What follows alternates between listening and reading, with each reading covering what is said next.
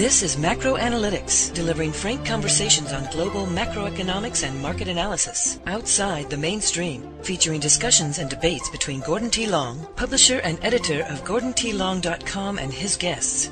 The content of this discussion is strictly the opinion of the participants. It is in no way a solicitation for business, nor is it to be considered investment advice of any sort. Always consult a registered investment advisor before making any investment decision.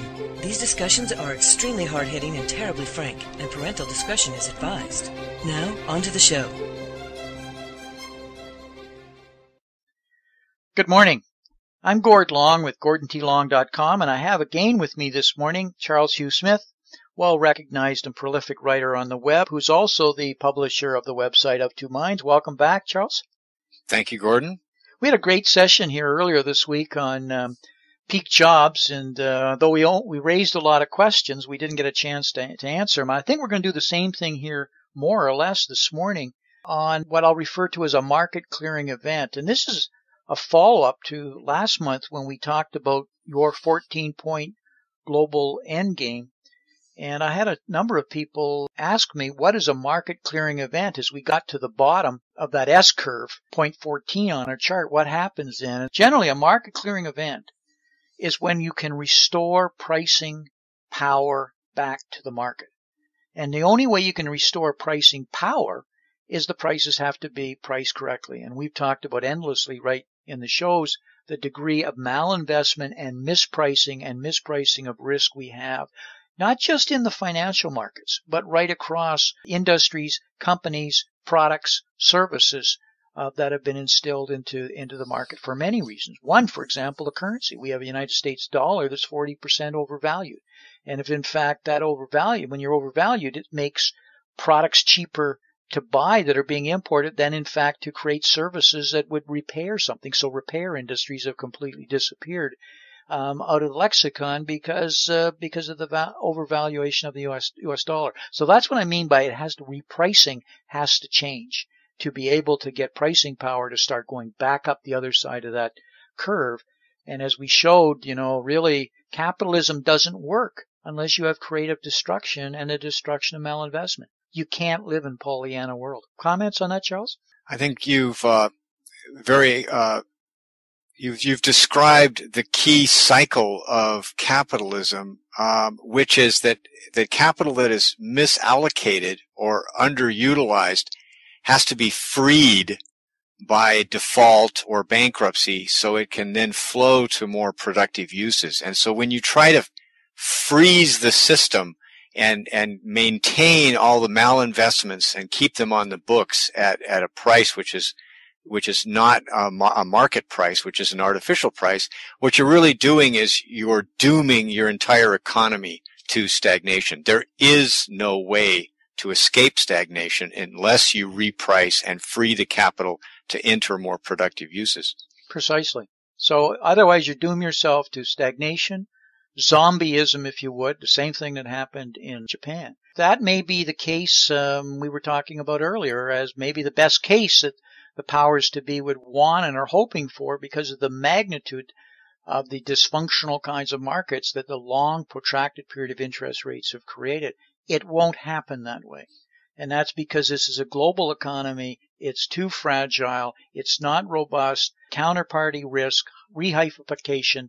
It's only a matter of time before something will break. You can be assured of it. And by the way, nothing will recover until, as you point out, until we come through it. I have a series of questions up here, Charles, 6 of them, that I wanted us to step through because they give you an indication of how close we are to this market clearing event, what will probably trigger it, and the kinds of things that we need to be really attuned to. First question is a very simple one. How large can the central bank's balance sheets actually get before too much is too much? We know in the United States that the balance sheet Federal Reserve will go from $3 trillion, which is unbelievably astounding, the rate of growth that it's grown, but it'll go to $4 trillion this year because of the $85 billion a month that we're already committed to. But isn't his $4 trillion enough? You know how big it can go? Have you seen any work, anybody trying to assess just At what point the central bank are, I'll use the word insolvent? I think there's a real lack of material of people speculating on how much is too much. And so why don't we ask a question, what if it went up tenfold? I mean, it used to be 300 billion. It's gone up tenfold to 3 trillion. Why couldn't the Federal Reserve print another $27 trillion and expand its balance sheet to 30 trillion? I think that's what is in store for us, Charles. This chart here is showing you that that's almost inevitable and what must happen. And if you look at, these are all of the central banks combined here, the major ones around the world reflected in orange. And then what we've got in the green line is a rate of change. And so what happens you see with the circles is not that these central banks aren't printing, but it's the rate at which they're printing. And the moment they slow down the rate, then in fact everything starts to slow. So every time that they have had to increase, they've had to increase the rate. The second derivative has got steeper and steeper. And the little circles show you where we're at right now. So it's a given that they not only have to increase, we're having to do it faster and larger, but it's got to be almost an order of magnitude larger. So I don't think at all on a worldwide basis that the next step isn't moving from 12 or 15 trillion, that we're not looking for 30, 35 trillion of that magnitude to keep this going because of the implosion that's going on right now. To do that, there is some significant changes in what monetization that would start to happen. But that's the magnitude of problem that's on hand. So what would stop that would be a total fear that the currency that the bank is in is no longer worth the money, and therefore nobody would want it. That's what happened in Zimbabwe if you just want to keep increasing your balance sheet. So they can't do it. But the difference this time, this chart, is the fact that 90% of the world's currencies are basically 4 currencies, are the tradable. And that's the fiat currency cartel I refer to it. It's the yen, it's the sterling, it's the dollar, and the euro. So if a currency is to collapse, because these balance sheets have got to 30 trillion, what does it collapse against? Where does the money go to if they're all doing it together in a coordinated, planned manner? And that's clearly what's happening. That's what they call a cartel when it's coordinated, is it not? Yes. So forget OPEC. We have a currency cartel. And they think that they can keep this game going because there's nowhere you have to run. But remember, China's buying 1,000 tons a year of gold, and the rate at which Russia's doing it, etc. The BRIC countries now are at the point where they could offer an alternative gold-backed currency. They don't want to do it. But, there's a lot of threatening going on with this currency war. They do not want to do it. But if there was an alternative, and especially with you see the yuan, the renminbi opening up these global hubs now for trading currencies in Singapore, Taiwan, they've already had it in Hong Kong and now going to London, the dynamics changes dramatically, does it not?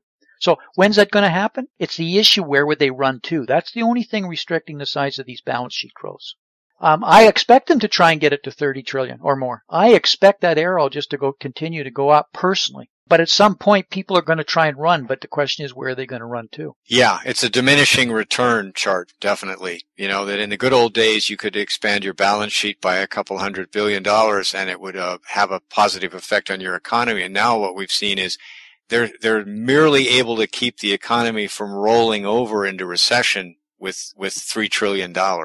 So the return of that expansion of the balance sheet is diminishing rapidly. The marginal propensity is falling. We've showed that many times. It's just not there. The only way you can do that, obviously you can't sell bonds to be able to float that kind of growth, is you've got to go to complete and unmitigated monetization. So you take the deficits of the country and you just simply monetize it. And usually when you do that, your currency collapses. And again, we're back to the same issue. So now you see, and I'm showing you where we're openly talking about something they've now called OMF, overt monetary financing. That is a fancy word that we just start to print the deficits. And Japan is talking about it. The UK is now starting to allude to it. This was in a piece from Martin Wolf in the UK, really starting to espouse it. And he's a mouthpiece really for trial balloons in Europe, in my assessment. So that's the road that we're on right now. And you'll start to see more and more of that as they have to increase these balance sheets. Yeah, and I think the point here, Gordon, is that The problems, the structural problems in our economies are not being fixed by printing money and increasing, sovereign deficits. I mean, just printing and spending money is not solving the structural problems, and it cannot. And that's the underlying problem here. Precisely. And we kind of talked about that in our show earlier here this week on peak employment, peak jobs. Because you can't grow an economy if you're not growing employment. And so the whole issues with jobs, and it's not about money. There's a structural issue. It's not about money. Matter of fact, the money's getting in the way. It's the nature of work. And we talked about that. Next question is austerity even a possibility in a democracy? We're talking about we just can't grow these budget deficits. We can't keep printing the money. Therefore, we've got to pull in our horns.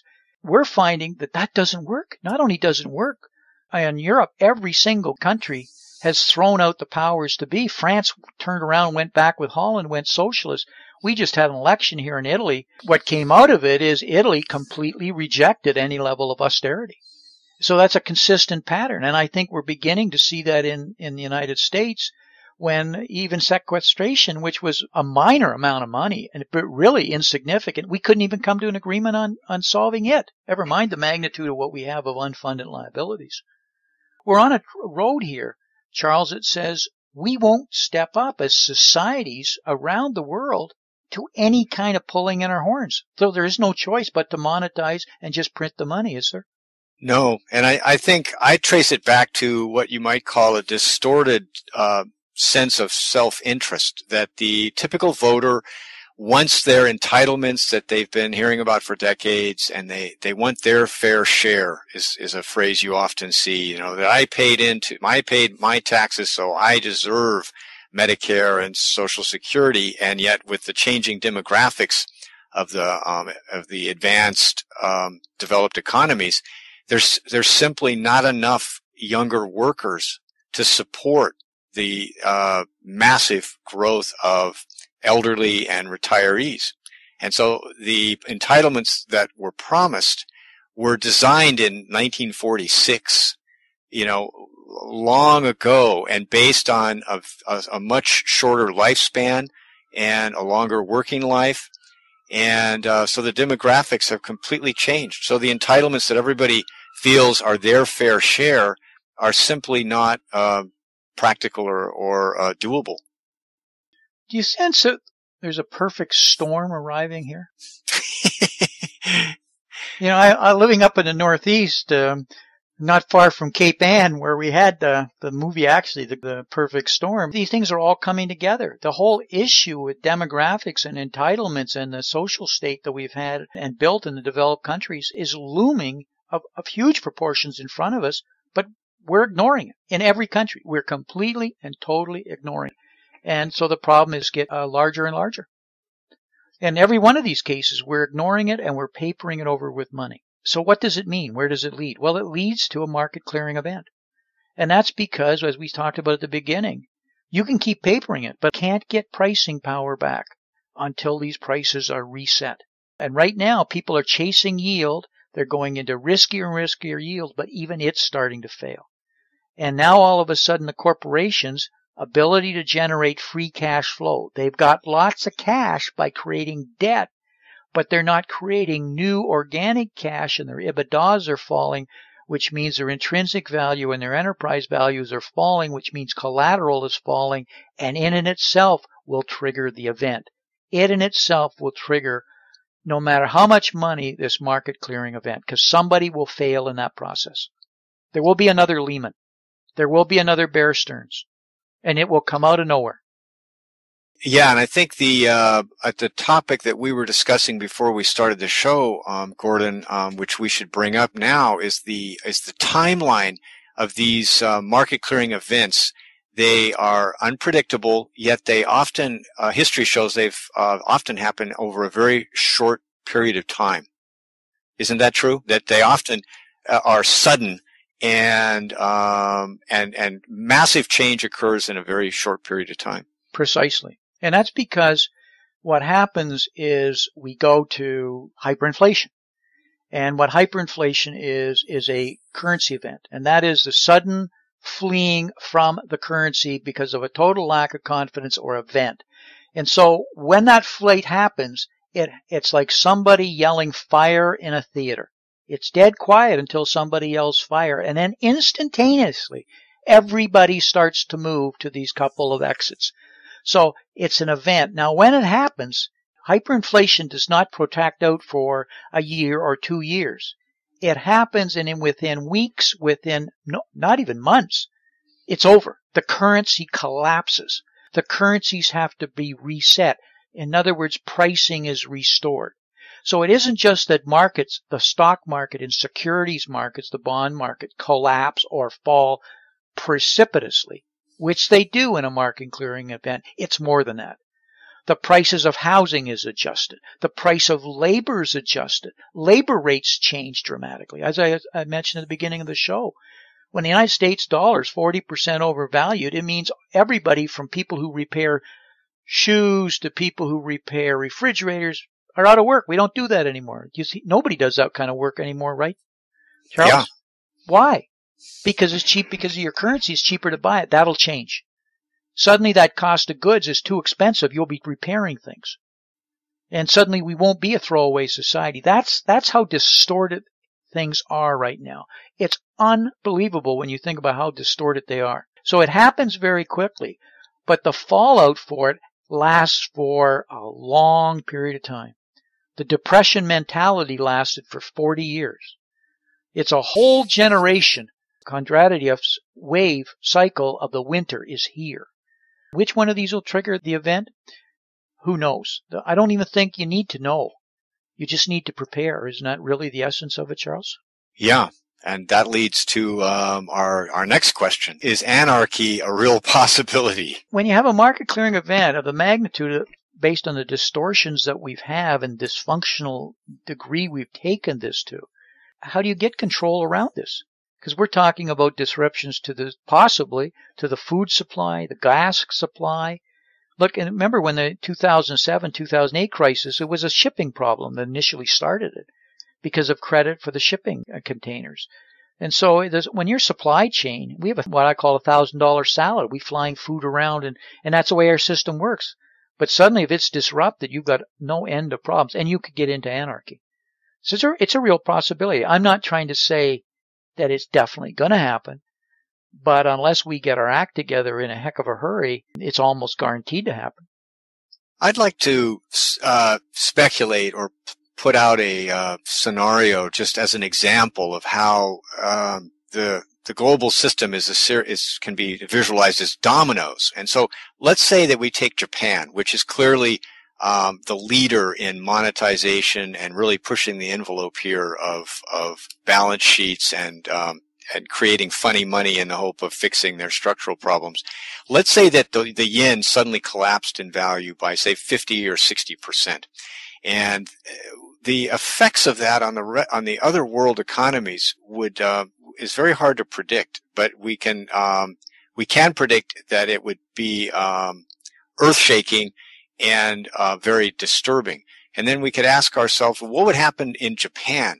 And now Japan has, as we all know, has a high level of social cohesion. You know, ethnically, it's a uniform population, and they have a long history of favoring, culturally favoring social cohesion over individuality. So we could say, even if the Japanese economy suffered a market clearing event, they would probably adapt in a way that without a lot of disruption because of their unique culture. But would that same kind of market clearing event have a different effect in, say, a very diverse, dynamic economy such as America's or perhaps China's? And I think we need to kind of look at those cultural and economic questions. And I think we could safely predict that a market clearing event would have a potentially far more devastating effect in a large, low social cohesion society like China and the U.S. So that's another thing, is we can look at the cultural issues that are raised when the financial system collapses. Exactly, and well put. The thing we need to appreciate is when it does, this will be the first time that it happens globally. We've never had a global stock market crash. We've only had regional stock market, if I can relate it to the stock market. Mm-hmm. But this will be the first time we've ever had a true global recession, and I would argue it will be more severe than that. So everybody's going to be impacted. Question then is to varying degrees in the countries. But before we get to that, even at that stage, I agree with your comment on the yen. I see it being devalued to that kind of level of percentages. But as it gets there, China is not going to accept that for one moment. To them, that's almost a declaration of war, and they're getting really tough on it. So you're going to see counter events, and I'm not necessarily saying it'll be military, but we're going to see attacks back. Well, I'll use the word currency wars, but retaliatory exercises begin, and they're going to begin in 2013. And China is very, very clear that they see the current debasement of the currencies as a tremendous threat to them. And they say they've got plans of things they can do, and they do. At the moment that they said, Charles, that they were going to open up the renminbi, and that they and Russia and the rest of BRICS were going to gold back their currencies by 20%, do you know how much money would leave the currency cartel and start heading that way? And they're putting the hubs in place to do it. They don't want to do it, but it's their way of kind of holding a gun up and saying, look, if you want to keep shooting, I can shoot back. And that's a pretty tenuous affair, especially when we have crazed politicians that think the only way out is some of the bullets we talked about here earlier, outright monetization of debts, which is a debasement of all the money that China believes is theirs. Yeah, and I think this immediately raises your sixth question, which is there a possibility that the government is aware and planning for anarchy or social disruption? And my first response is I think the governments of the world have shown in the last decade a remarkable inability to see the potential for unintended consequences. They seem to be doing pursuing policies in the short term that they hope will all work out for the best, but they seem to be very poor at tracing out the unintended consequences and how they're going to respond to that. And the currency wars is a perfect example. Every national government is pursuing some sort of short-term domestic policy, and the consequences in the global economy are given short shrift, and yet those are now coming back to bite all the leaderships. Well, they've consistently shown, and Europe is a classic case of what we've watched over there with the Euro experiment for the last 3 years. It's just one. A total inability to even understand the problems. And it went from one crisis and it kicked a can down the road to the next. So to believe that they have a true understanding defies any sort of history or observations that we could make. But I would point that clearly at the politicians. There's another side to government. And whether you want to get into crony capitalism or you want to get into the control of global banking and powers to be, they have a different view. They don't make their views public. And I think they're totally aware, in my opinion, of exactly what's happening here and what the probabilities are that will unfold, and are protecting themselves and taking actions for it right now. You see that the corporations are not spending cash. They're hoarding. Like, what are they preparing? They've got the hatches battened down so tight, you'd think they see a hurricane on the horizon. Well, they do if you look at their EBITDA numbers. So a lot of people see things and are preparing for it, but not necessarily the government, who are supposed to be the people that are preparing us for it. We, the public. They're not.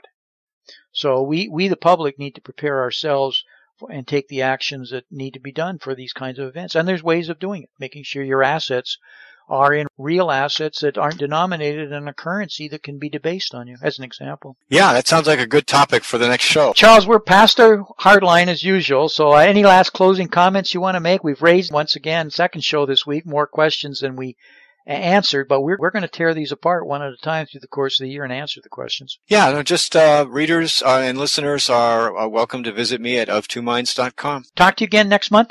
Okay, thank you very much, Gordon. All the best. Bye. This has been Gordon T. Long, editor and publisher of GordonTLong.com. New recordings are posted regularly and can be found at GordonTLong.com. New show notifications are available through RSS feed, iTunes, and other social networking venues at GordonTLong.com.